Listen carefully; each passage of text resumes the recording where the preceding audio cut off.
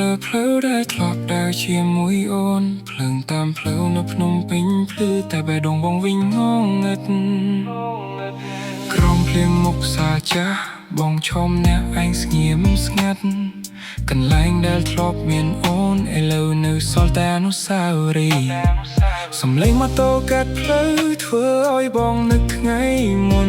អូនជិះក្បែរបងរាល់ថ្ងៃឥឡូវអូនទៅជាមួយអ្នកថ្មីបងព្យាយាមភ្លេចតែចិត្តមិនព្រមទេរូបថតចាស់ក្នុងទូរស័ព្ទនៅតែធ្វើឲ្យបងយំរាល់យប់អូនអើយបងនៅនឹកអូននឹកស្នាមញញឹមក្រោមភ្លៀងនោះផ្លូវដែលធ្លាប់ដើរជាមួយគ្នាថ្ងៃនេះសល់តែស្រមោលបងមិនដឹងត្រូវរស់បែបណាពេលគ្មានអូននៅក្បែរស្នេហ៍ដែលបងរក្សាទុកចុងក្រោយបែកបាក់ដោយពាក្យលាកាវេមួយកាយលើតូចចាស់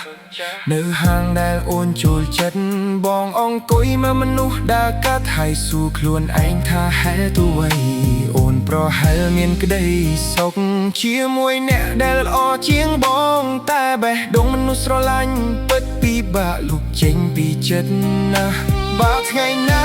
អូននឹកបងសូមចាំថាបងនៅទីនេះនៅចាំស្នេហ៍មួយដែលបាត់បង់ក្រៅមេភ្លៀងនៃទីក្រុងនេះអូននៅមកនៅនឹងអូនទូពេលវេលាដើរឆ្ងាយប៉ុណ្ណាស្នេហ៍ដុំបូមរបស់បងនៅតែឈឺក្នុងបេះដូងភ្លៀងមើលទឹកធ្លាក់រាល់